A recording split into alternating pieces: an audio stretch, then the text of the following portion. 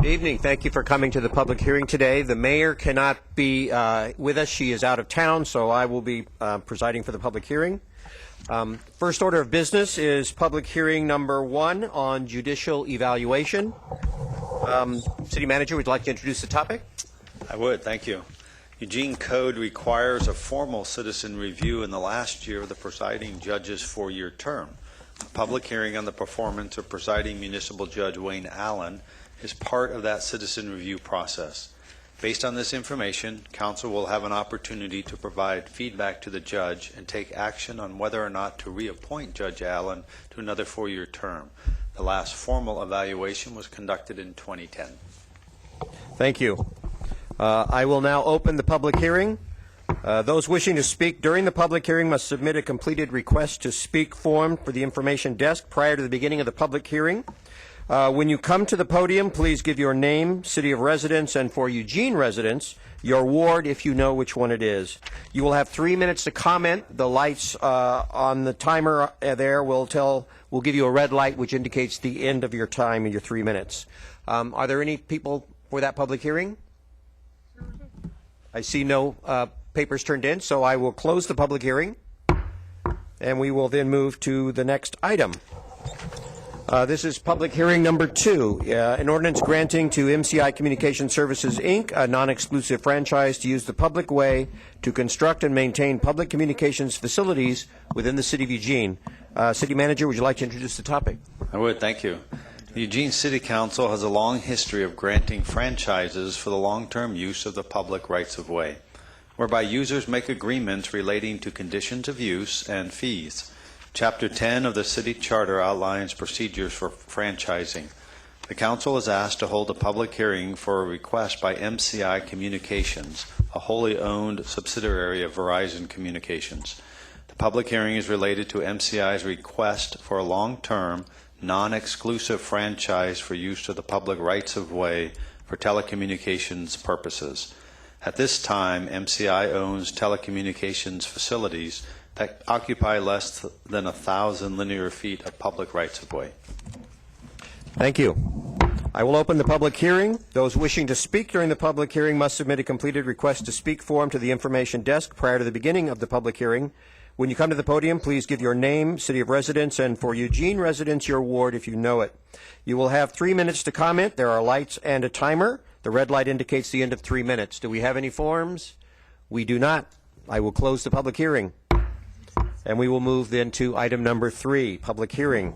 An ordinance amending ordinance number 20508 to extend the temporary suspension of multiple unit property tax exemptions under section 2.945 and 2.947 of the Eugene Code, 1971 through February 28, 2015, and providing for an immediate effective date. City Manager, would you introduce the topic? This public hearing is on a proposal to extend the multi-unit property tax exemption program suspension to February 28, 2015. If the extension is not approved, the program will go back into effect on December 1st. Thank you. I will open the public hearing. Those wishing to speak during the public hearing must submit a completed request to speak form to the information desk prior to the beginning of the public hearing. When you come to the podium, please give your name, your city of residence, and for Eugene residents, your ward if you know it. You will have 3 minutes to comment. There are lights on the timer. The red light indicates the end of 3 minutes. I have 2 speakers. The first one is Brian Obie. Thank you, Councillor and Councillor. I'm a proud constituent of Councillor Surratt, and makes up my ward. Certainly, I'm here to speak opposed to extending it any longer. It seems to me that you had a very good reason to suspend the ordinance at the time you did. Those reasons have been hashed and overhashed and talked about, and it really is time for the council to take action. I tried to understand it tonight. What are the good reasons to extend it? And in my mind, there aren't any. There is opportunity lost by this community, and if we really believe that we want higher density downtown, it is, I think, not responsible to extend this any longer than you have at this point. Thank you. Thank you.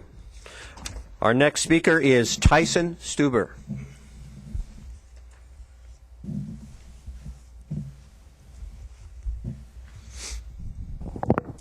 Good evening. Tyson Stuber, Lane County, over in the Churchill area. First off, I want to applaud you for suspending this program to begin with. I think we've come a long ways and made some very good improvements to protect our community and its tax dollars. However, I do see a reason to extend it. There is some language under local economic impact that has to do with defined local firm as being one based in Lane County. If this language is allowed, I would suggest extending it to the state of Oregon. To restrict contractors to not be able to come into Lane County and work is kind of a strange idea to me. I understand, but what it does is all of our contractors locally work in other counties throughout the state. So to require only a Lane County contractor to work in this county under these stipulations means you're inviting anybody else within the surrounding Lane counties to be involved. And the other reason is we have some very reputable contractors that have taken residence in the Portland metro area just because that's where the sheer volume of work is. A lot of these large contractors have very good established relationships with some of our key players in the community, such as University of Oregon and eWeb. So to not allow these contractors to come in and take part in this kind of work is, again, a little bit puzzling. And I stress if the language is allowed, because I would urge the city to get legal advice as to the local hire provisions as defined here. I'm afraid that it violates Commerce Clause and Equal Protection Clause of the 14th Amendment to the United States of the Constitution. That being said, again, I applaud you for taking the time to take a look at this program. There's just a few more T's we need to cross and a couple more I's we need to dot. Otherwise, I think we're headed in a good direction. And thank you. Thank you. I will close the public hearing. Ask if there are any comments. Councilor Zelenka? Yeah, just one comment. The local economic impact provision that we were talking about provides that a goal to provide that more than 50% of the dollar volume, not 100%, be from firms that are local, which are based in Lane County. So it's a 50% threshold. Not every contractor or all the dollar volume. Couldn't do it by contractors or jobs. We did it by dollar volume. So it's 50% of dollar volume must come from Lane County. Councilor Brown. Thank you. Well, I believe that we do need to extend this.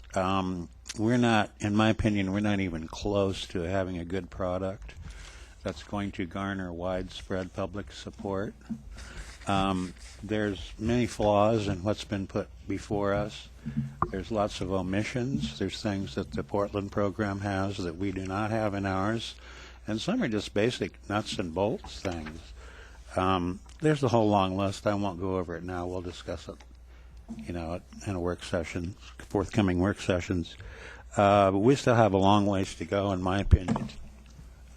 So I think it's essential that we extend it to this, at least to this date that's been suggested. Thank you. Councilor Polling. Thank you.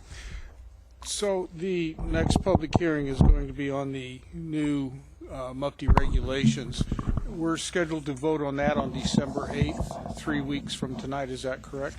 That's correct, that you would have an opportunity to take action at that point if you chose to. If we vote on that, approve that, when does that go into effect? Generally 30 days after. 30 days after is when it generally takes effect. Okay, so now we're looking at possibly Into minimum January. of a month and a half, 2 months. Okay, thank you. Okay. Then we will close that topic and move to our fourth public hearing this evening. This is an ordinance concerning multiple unit property tax exemptions, amending Section 2.945 and 2.947 of the Eugene Code, 1971, and adding Section 2.946 to the code. City Manager, would you introduce the topic? This public hearing is an opportunity to hear from the community about the proposal to revise the multi-unit property tax exemption program as Council requested at its October 15th work session, designed to encourage higher density housing and redevelopment in the core area and along transit corridors. The MUPTI program is currently suspended while Council reviews specific program requirements. The draft ordinance is based on Council's review since January 2012 and feedback from many stakeholder groups, including neighborhood leaders, Housing Policy Board Committee, those in development-related fields, the construction industry, Human Rights Commission Subcommittee, and the Technical Resource Group of the Envision Eugene Community Resource Group. Council action is scheduled for December 8th of this year. Thank you. I will now open the public hearing. Those wishing to speak during the public hearing must submit a completed request to speak form to the information desk prior to the beginning of the public hearing. When you come to the podium, please give your name, city of residence, and for Eugene residents, your ward if you know it. We'll have 3 minutes to comment. The lights are on the timer, and the red light indicates the end of 3 minutes. We have 16 people signed up to speak. The first person is Brian Obie.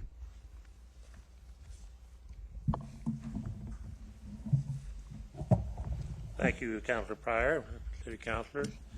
Thank you for hearing me tonight. I believe we're Ward 1.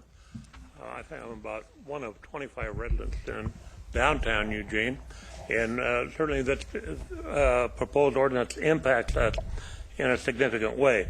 I believe it to be a very positive thing for this community. If we believe in higher density in the core area, we've got to take action to do that. Frankly, I do not believe that housing in the core area will move forward any more than it has in the past should you choose not to provide for the MUFTI opportunity for developers. I have a couple of concerns about the ordinance. One is the kind of the maze of the process as I understand it when I read through it. First it goes to the city manager, then it goes to a committee, and then it comes back to the city council. Just seems like an arduous process to go through. From my viewpoint, if we were to move on with a development, tell us the rules, tell us what it is you want done, and we'll live by them or we won't live by them. And I don't think there should be any reason for subjectivity around these issues, nor controversy. We either believe in it or we don't believe in it. Tell us the rules, we'll live by those rules. And so I'm concerned about the process that is laid out here. I'm concerned about it deterring development or perhaps not even providing the proper development or the proper oversight. So that would be issue number one. The 10% set aside for subsidized housing of some sort. We went to great trouble to create a joint partnership with Lane County Housing Authority in a project that we proposed just a block away. A third of those units are going to be for workforce housing, which will be a subsidized housing, if you will, or low-cost housing. We believe in that, favor that, but went to a major effort to make sure that was included. And then to, on top of that, have an additional 10% penalty relative to the other residents at this point. Does not make a lot of sense. So I would encourage you to change the ordinance in a way that provided if there was low-cost housing as part of the project, then that 10% penalty would go away. Certainly affordable housing is important in this community. We think workforce housing in the downtown area is important to the extreme and will be very helpful to a sector of our community that is important we encourage. Thank you. And you as well. Our next speaker is Joshua Scove, followed by Susan Tavakolian.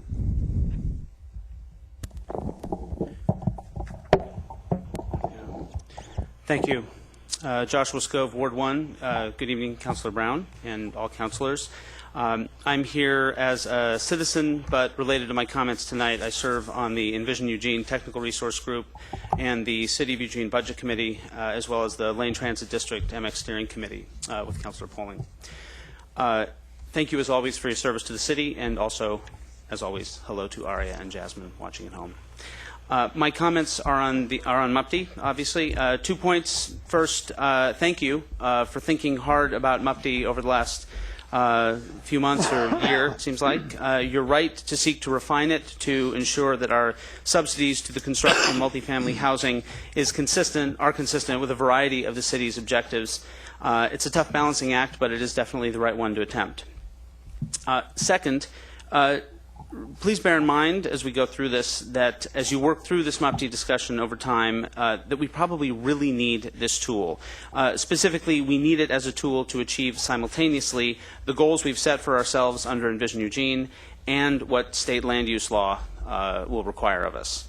As you know from staff review, we currently lack sufficient tools to shape land use to meet our land use goals right now, and staff modeling suggests that we can't achieve the targeted levels of multifamily housing without incentives, and without MUPTI, there's actually very little currently in our toolbox. I know a great deal has come before you and considered many different tools, a few that even have been taken off the table, perhaps for very good reasons, but we are getting to the point of very little wiggle room in achieving the land use goals. So I simply mean to emphasize that while we seek to make MUPTI solid, let's not let the desire for achieving every possible goal render a tool that isn't viable at all, and we probably shouldn't dawdle too long, or it's going to be unlikely to foster additional housing units. And to be blunt, if it becomes too onerous, as you have heard and we'll probably hear from other speakers, we are unlikely to achieve the goals in Envision Eugene. I think that, for me, is the punchline. And another just very quick request in closing. I'd encourage you to please continue to use the TRG as a resource. The citizens serving on the committee have worked really hard to understand the various trade-offs on these issues. I thank the various councilors and the mayor who've come to the TRG and taken advantage of our time, and I encourage you to continue to do so. Thank you. Thank you. Susan Tavakolian, followed by Brittany Quick-Warner. Good evening. I'm Susan Tavakolian, President of the League of Women Voters of Lane County. Thank you for the opportunity to comment on the proposed changes to the MUPTI program. The League believes that the MUPTI program can be a valuable tool to promote increased density and a mix of housing types throughout the city. We believe that the proposed changes to the MUPTI guidelines should be adopted to redirect the focus of the program, to establish broader and more stringent financial and construction requirements, to improve oversight, and to support affordable housing. Specifically, we support the exclusion of student housing projects from such exemptions, the expansion of the tax waiver areas to major transportation corridors throughout the city, more thorough review of developments during the period of tax exemption, and provisions to alter the exemption amount if the project's rate of return exceeds 10%. We also support the proposed payment by the developer to the city in support of affordable housing. We applaud the proposed requirement that the construction of such projects exceed building code energy standards. Our support presumes adequate city regulations to address traffic congestion, neighborhood transitions, landscaping and open space, and solar access for adjoining properties. We support the creation of a committee of building experts and community members to review applications and monitor the program during construction and the exemption period. We believe that in the interest of transparency, the committee must provide annual public reports for the council to review.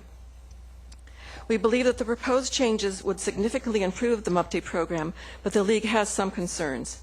In order to avoid blight, the owner should establish a reserve account to fund major maintenance, repair, or replacement of all property items that will normally require major maintenance over 30 years, and should set aside revenues to cover the projected maintenance costs.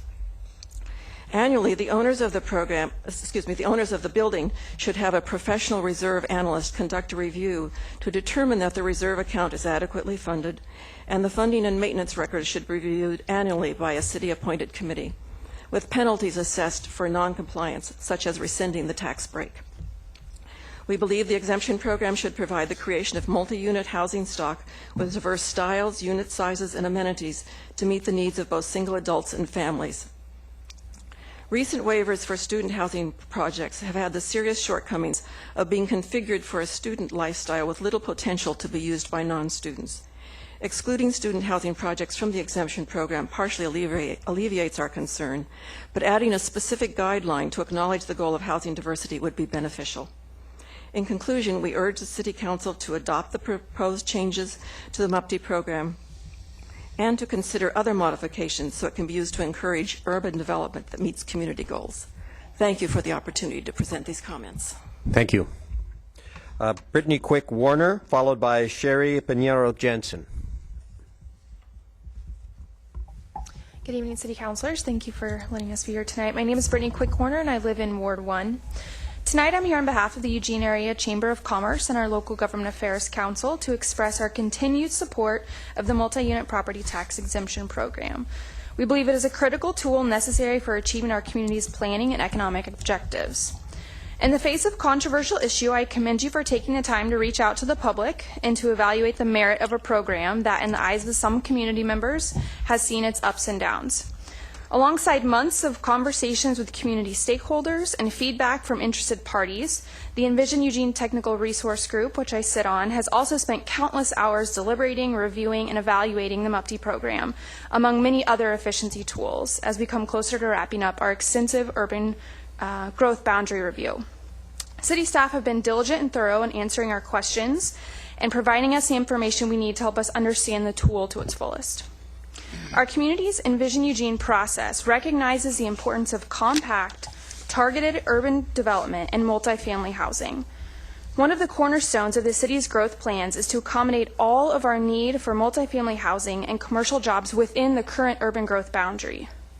In order for us to meet our Envision Eugene goals and to follow through the extensive land use planning objectives we've set forth, it is necessary that MUPTI be available to help prioritize the development in the areas we desire for it to take place. Some will argue, and it may very well be true, that development is feasible without these types of programs, but that development is likely to gravitate towards the most affordable land possible, far from public services and the core of our community. Development incentives like MUPTI allow us to prioritize those areas that our community wants to see this necessary housing, and the proposed revisions allow strong public oversight, which make it possible for our community to decide how we want to grow. Reinstating this program and adopting the current revisions illustrates to the community and to the businesses here in Eugene that we value economic development and efficient land use planning. The Eugene Chamber of Commerce strongly supports a council decision to reinstate the multi-unit property tax exemption program as quickly as possible. Thanks. Thank you.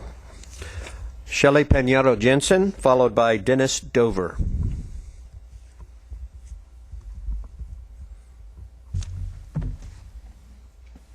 Is this not the one? Either one. All right. Hi, my name is Shelley Pinheiro Jensen, and I'm a resident of Eugene. I think I'm in Ward 7, Clares District. And I'm here representing Eugene Springfield Solidarity Network, your local chapter of Jobs with Justice. And we are members of the MUPTI Advisory Group, which is a collaboration of local labor, environmental, faith, and social justice groups. The MUPTI Advisory Group has provided the council members with copies of a proposed policy that you should have received today. Tax breaks should benefit our community. Jobs at these projects need to be safe, family wage jobs with benefits and secure retirement. Fair labor practices were in the contract for the Capstone project, but they were not respected. And the developer still maintains the benefits to itself of the tax break because MUPTI was toothless. We ask this council to take the time to create a policy that represents the city's ethics and values regarding working people. Please take time to allow for more public access to the discussion around workers' rights. Thank you. Thank you. Dennis Dover, followed by Dave Hauser.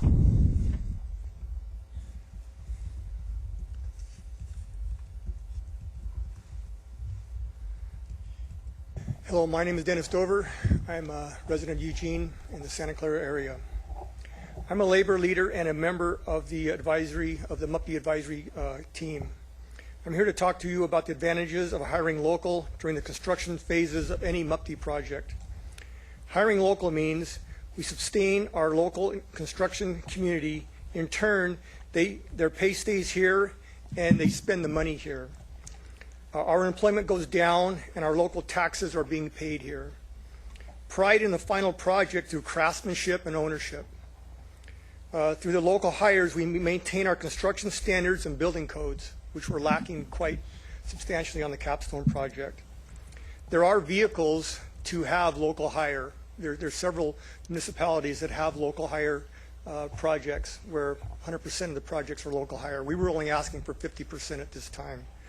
Overall, there's much more to consider than just a low bid when a new project comes into town. If we're going to give tax breaks to these developers, then let's put some of the money back into the taxpayers' hands by hiring local. Thank you. Thank you. Dave Hauser, followed by, I think it's Peter Knox. Mayor, councilors, Dave Hauser, 2168 Elkhorn Drive, City Council Ward 5. I'm here tonight representing Downtown Eugene Incorporated. DEI is a collection of downtown property and business owners committed to creating a prosperous and inviting downtown. We strongly support the reinstatement of the multi-unit property tax exemption. This program is another piece of a puzzle in the ongoing efforts to revitalize our downtown. And while we've made wonderful progress in the last several years with millions of dollars of new investment in our downtown, we know we have much more work to do. And this program can play a pivotal role in those continued revitalization efforts.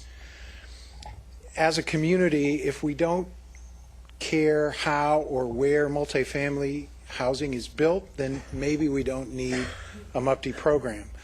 But we know housing is important to downtown. It's reflected in many of our community's planning goals, several of which have been mentioned tonight, and it creates a sense of neighborhood, economic activity, and it attracts new businesses. At the same time, we know that building housing in the core is difficult. It's expensive with higher land costs.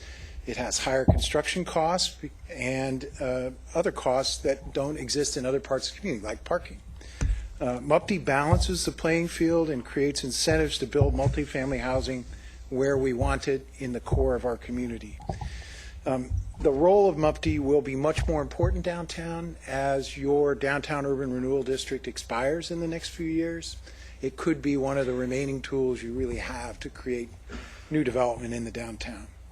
And we have some concerns that the proposed conditions, revisions to the MUPTI programs may overextend what's practical in our market and could limit the ability of the tool to do what it's intended to do. Yet we believe that retaining the tool is a critical step, and certainly we're willing to be proven wrong in our concerns. And so and of course we can always make adjustments to the program down the road if we have in fact over-engineered it. So let's move forward, reinstate the new modified MUPTI program, and encourage more development in the core of our community. Thank you. Thank you. Peter Knox, followed by Janine Parisi.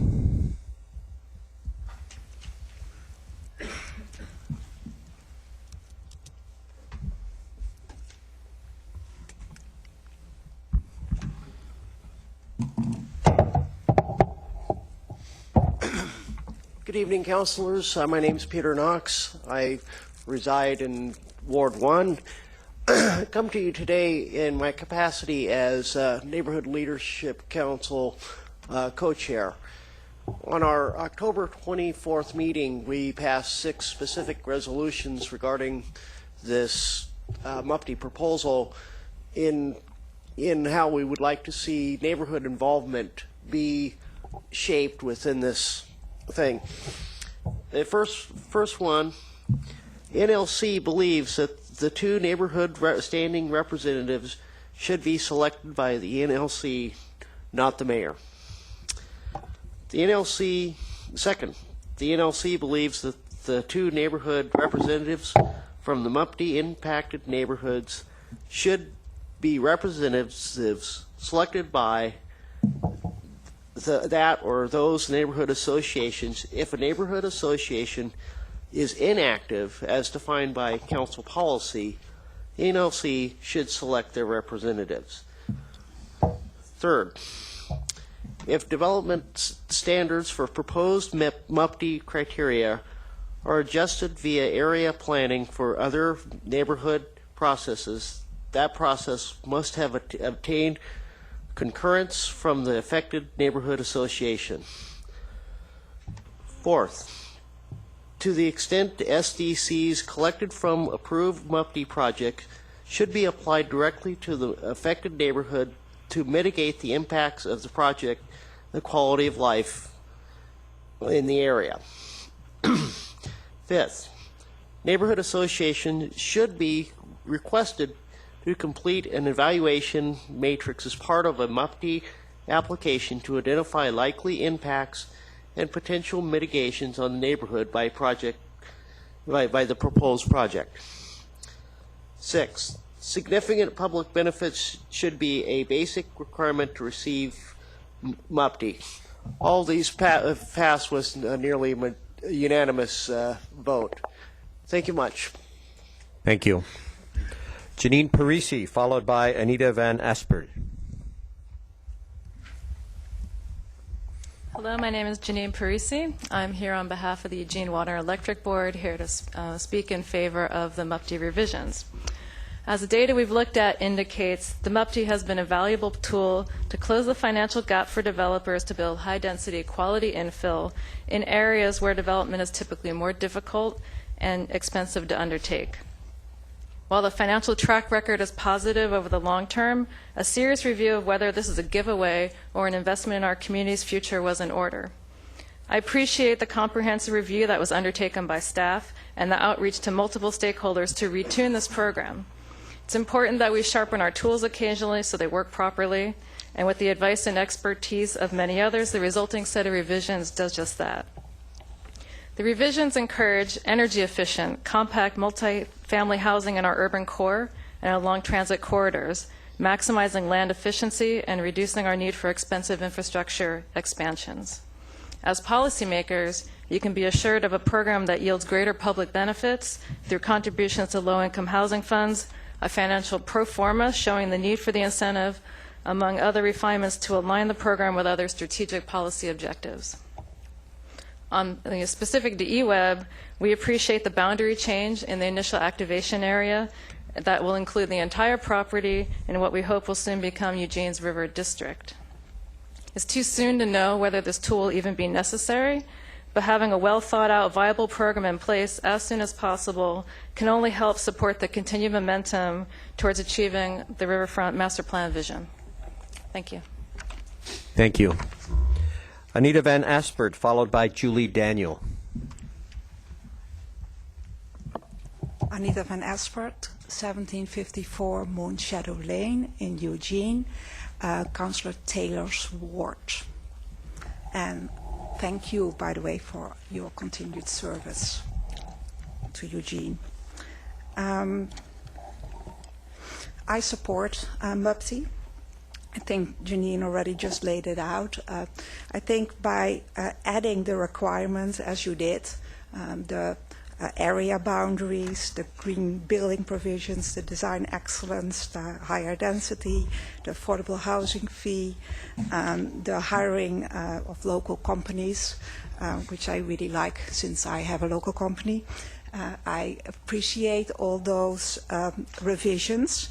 I also feel that city staff, with help from other experts and input, actually quite brilliantly turned this tool into a tool that will bring Eugene to greater economic prosperity and a more sustainable future, which are both things that are dear to my heart. I have come to these conclusions by spending my weekend looking at your website and looking at your webcast and going through all the materials.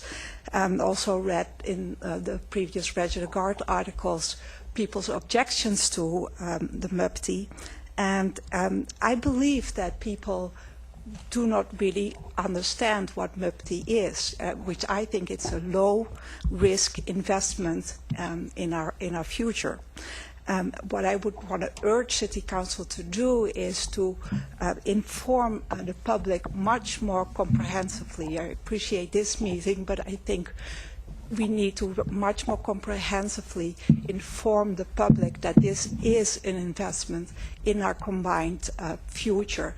And the City of Eugene website does not do a good job with this. I spent the weekend going through the material, and it's not very well organized, and it's actually quite hard to understand what the actual benefits are to the regular Eugene resident.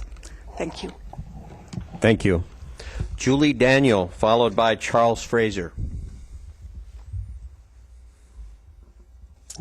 Hi, Julie Daniel, Eugene, and I'm Ward 3. Thank you for the opportunity to speak in favor of reinstating a revised MUPTI exemption program with all due expediency. I think it's an issue of real importance for those of us advocating for sustainable development and the reduction of carbon emissions. I know that as a community, it's really been a struggle for us to get around the idea of growth and expansion of our urban growth boundary. And we've set such an ambitious goal to meet 100% of our future needs within our current UGB. Multifamily housing needs within our UGB. And I think it's just much more preferable to most of the community to efficiently use the land that we already have by redeveloping commercial areas and our key transit corridors. And that's a goal that personally I heartily endorse. The more dense development that we can encourage along transit lines, the greater are the opportunities to reduce vehicle miles traveled and associated emissions. Dense development allows people to live and work and play where they live, and that's a lifestyle we want to encourage. But development in the core and along transit corridors and in downtown usually costs more, sometimes a lot more. Working around existing buildings and infrastructure is inherently more complex and costly than building where such constraints don't exist. And projects must generate enough revenue in rentals or leases to cover the costs and the risks of construction, and hence the difficulty of getting development to occur where we want it by relying on the free market. I don't think this is an easy thing. If it was easy for people to do this, it would be happening already. Why would a developer choose to build somewhere with a higher risk, especially if the local economics don't allow for higher rents? And that's where I think incentives like the MUPTI come in. A well-designed program can help bridge the gap and make it possible to build housing that we can afford, that pencils out for the developer as well. So thank you for considering a sensible, flexible, and not overcomplicated system that meets community goals for efficiency and spurs the kind of development that the community has indicated it wants to see and that we need to encourage. Thank you. Thank you. Charles Fraser, followed by Lisa Arkin. Hi, my name is Charles Fraser, and I live in the Laurel Hill Valley on the east side of town. I guess I'm the only one to speak so far that doesn't have some sort of financial stake in this happening. I'm just a citizen who lives in Eugene. And I tend to side with Councilor Taylor, who said everybody ought to pay taxes. The idea that we give away tens, if not hundreds of millions of dollars in tax revenue to developers seems to me unthinkable, actually, in an era when we have consistently underfunded public safety, libraries, parks, the things that citizens consistently support. And so I think this is a really bad idea, and I hope that you take the citizens' opinion into consideration and not merely the people who stand to profit from the tax benefits or the development activity that will result from them. Thank you. Thank you. Lisa Arkin, followed by John Van Landingham.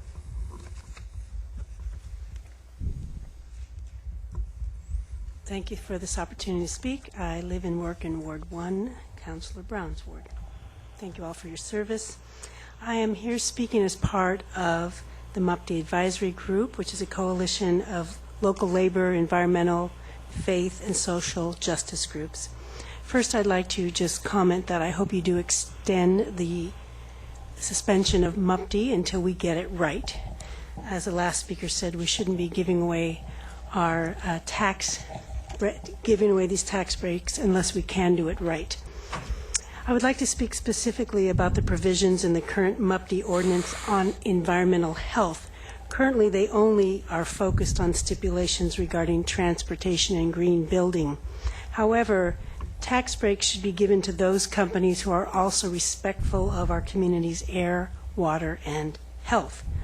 The current MUPTI ordinance does nothing to address many of the real concerns for neighborhood environmental health. As you likely remember, the Capstone project was plagued with complaints about violations of clean air standards. There was little to no planning for containing demolition dust. Demolition releases toxic constituents that can become airborne, such as asbestos, lead, particulate matter, cement dust, etc. And for example, Capstone assigned all its demolition issues to the contractor, Highland Construction, who in turn passed it on to a subcontractor, state and companies who used demolition techniques that were not up to standards and safety protocols. We turn to the Lane Regional Air Pollution Authority, who has some procedures and standards regarding airborne toxics, but the agency's approach is entirely complaint-driven, so that means the agency might levy a fine after the harm has already been done.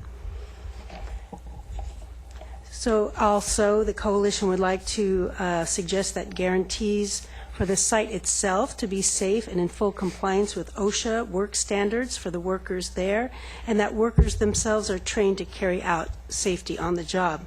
So we have 4 recommendations. Number 1, document ongoing OSHA-approved safety training program for employees with on-site evaluation by agencies such as OSHA and LRAPA. 2, postings that state the project is a MUPTI site and having contact information for both neighborhood residents and workers who should need to contact someone if they have a concern. Number 3, proof of insurance, confirming the existence and amount of coverage for liability, property damage, worker compensation, and any other insurances necessary to guarantee safety for neighbors and workers. And 4, the presence of environmental and worker health advocate Thank you. in the advisory committee. John Van Landingham, followed by Jacob Fox.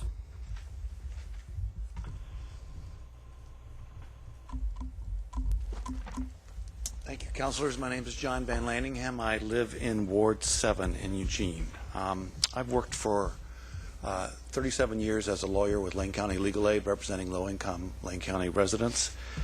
In particular, for the last 30 years, I've focused on affordable housing advocacy here in the county and in the state legislature.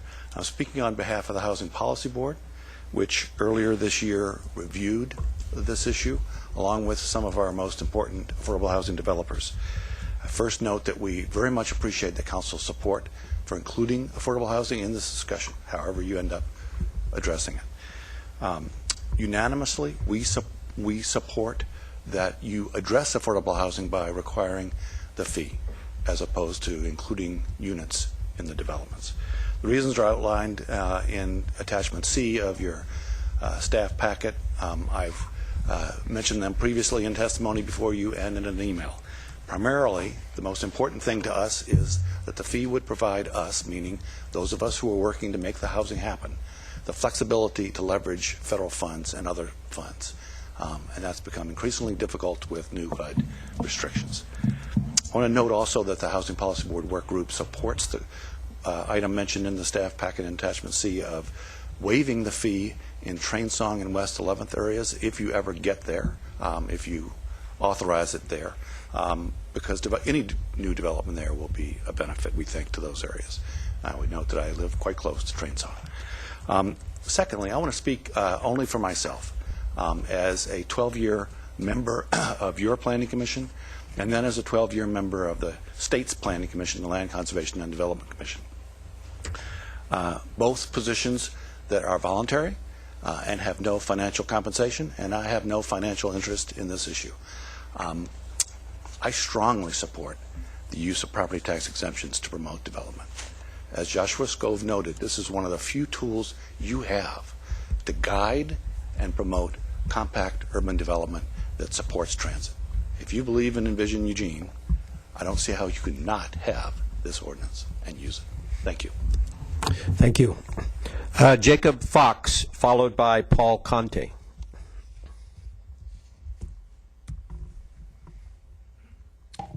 Good evening, council members. My name is Jacob Fox. I'm the Deputy Director from the Housing and Community Services Agency of Lane County, and our office is in Ward 4.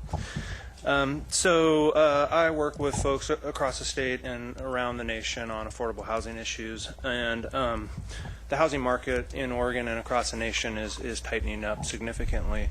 In our state, in communities like Bend, in Roseburg, and Corvallis, there are no places for lower income people to live, and I strongly believe that the MULPTI tool is an important tool in our toolbox, and that we need as many tools in the toolbox as possible. And I think one of the things that's pretty neat is the way that the city staff have integrated the MULPTI and Envision Eugene, and I think it's been a thoughtful process, and it's time to implement the program. I would also recognize, as Brian talked about, the partnership that HACSA has with the OB team to develop along 6 between Pearl and Oak, and we do think the program should take into account some of the innovative public-private partnerships in some way. So as you further deliberate, I think it'd be neat if there's a way to kind of recognize those partnerships. Thank you for your time. Thank you. And our final speaker for the evening is Paul Conte. Good evening. My name is Paul Conte. I live at 1461 West 10th Avenue in Ward 1. And first, I'd like to commend Mr. Obey for the foresight to include a third of the units as workforce units. I think that's really admirable and reflects his dedication to the community that he's shown over the years. However, Brian, I'm a little surprised that you're not enthused about competing with other competitors who could pay the 10% and then just add it to their bottom line so that they can justify the tax exemption they're getting. I mean, what's wrong with that, right? Well, it's nice to be down here for what is mostly a love fest of MULPTI. I'm a little surprised there were any complaints about Capstone. That's the first I ever heard about it. But I think that I'd have to assume that y'all have done your work, that staff has brilliantly incorporated all of the things that need to be fixed in MULPTI. And so I'm willing to give the benefit of the doubt and make the assumption that we really have a good program in front of us. Which brings me then to the main question I wanted to ask today. So, Councilor Pryor, word on the street is you're going to be running for mayor. And I got to offer you my hand for being willing to take all those arrows in the back from people who write stuff in the newspaper about mayors and so forth. But what I'd like to ask you is, so the first question of the campaign is, if we have established a really good MULPTI program, will you support letting the public vote on it at the next regular election? And I'm not expecting an answer tonight. I think it'd be good if you considered that. But after all, if everything we heard tonight is true, this is a program that the community should rush to embrace. And so all I think that the council really needs to do to be certain that it's making the right decision is let the voters look at it and make that call. Thanks. Thank you. I will now close the public hearing. Ask if there are any questions from members of the council. Councilor Brown. Well, that's not really a question. It's just some comments. First of all, I'd like to thank everyone for coming down and giving your testimony. MULPTI certainly is very controversial. I believe that the current proposal that we're working on now has almost no clearly defined boots-on-the-ground public benefits. There's no meaningful affordability component. There's no family-friendly component. Our last two MULPTIs that we granted, Capstone and Core Campus, the cheapest rent is $600 a month for a bed. That's if you're in with 4 other students. 5 people in one unit, $3,000 a month. Then $35 a month for your car. So, I mean, this is 60% of the people that live in Eugene are rent burdened and can't afford to live in a place like that. So, and I don't see anything in the current proposal that is going to reverse that trend. So here's what I think we ought to do. I mean, we really have to have, I think we can still craft a good proposal and get widespread community support. I still believe we can do that. I think we're not headed in that direction.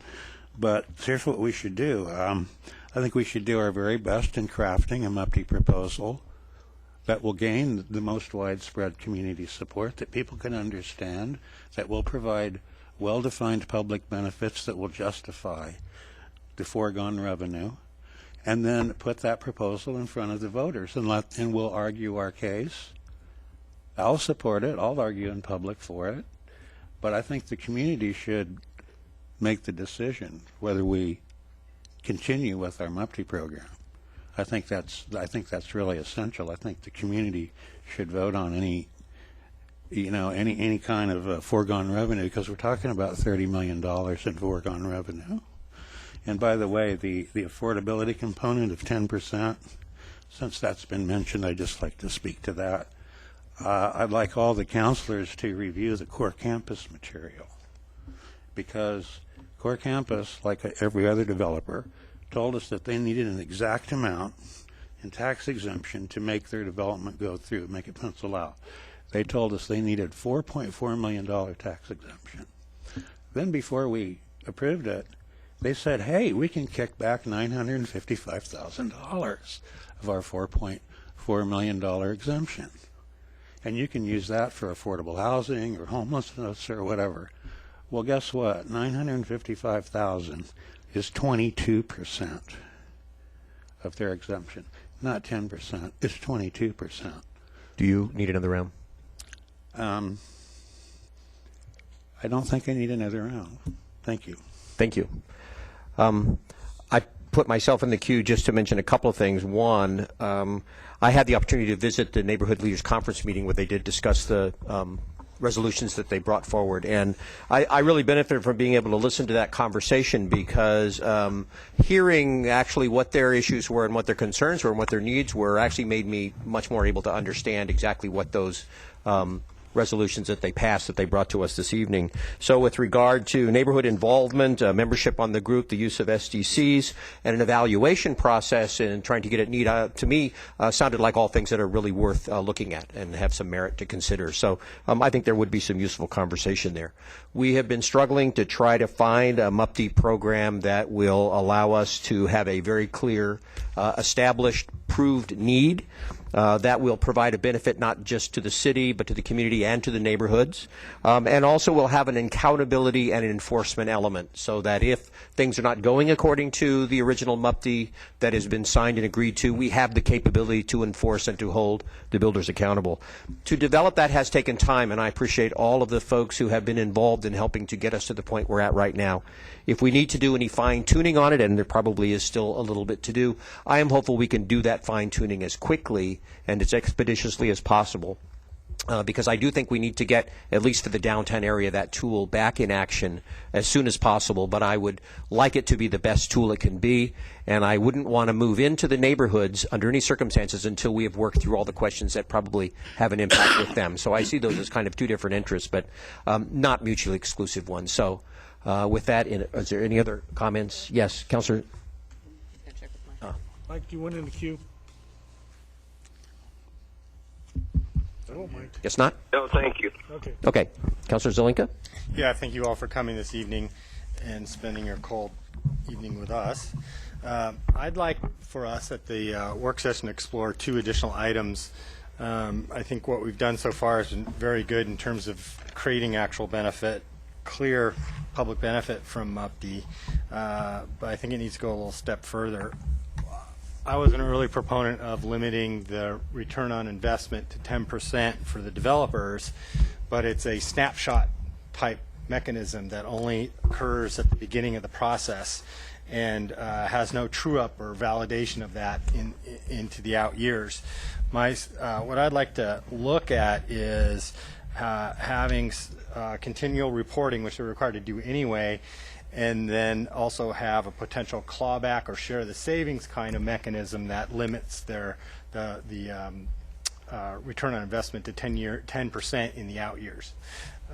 So that makes it much more palatable, I think, to me, and makes it more transparent that we're actually keeping them to 10% return on investment if we're giving them this tax exemption. The second thing I'd like us to look at is whether or not the housing fund 10% is sufficient. 10% was kind of something thrown out without much thought at the very beginning to get the ball rolling by me. But I think that when we look at the core campus percentage and other data, we potentially might want to shift that number up into the 15 or 20% range. So I'd like to have those two things talked about at the next work session by council. Thank you. Anything else? Seeing none, I will declare the public hearing for the evening closed. Thank you all for coming.